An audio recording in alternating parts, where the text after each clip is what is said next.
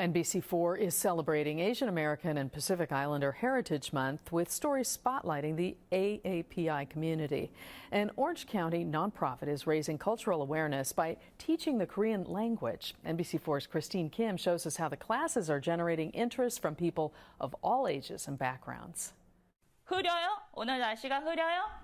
아니요. Learning a language is not just about speaking, writing, and reading, 받침 없어요? but understanding the culture and the heritage. It's a challenge Deanne Hawkins never thought he could tackle in his 50s, but here he is. 2 years ago, I just wouldn't have seen myself in a situation where I could actually write a coherent speech in Korean. He's among the 75% of non-Korean students learning the language as an adult at the Korean American Center in Irvine. One more time.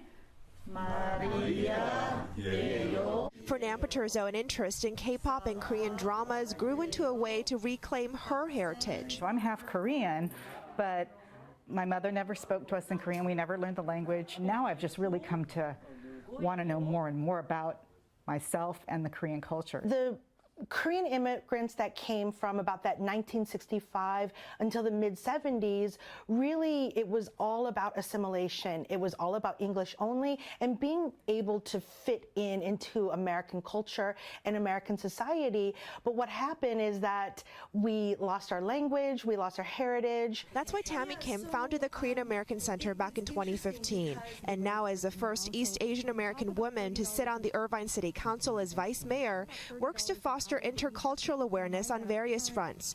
Over the years, KAC's programs grew, teaching the language to both Korean Americans and non-Koreans, which gained recognition. This is one of 9 U.S. sites designated by the South Korean government as a King Sejong Institute. And during the pandemic, converting to virtual classes gave those outside the region a chance to learn too.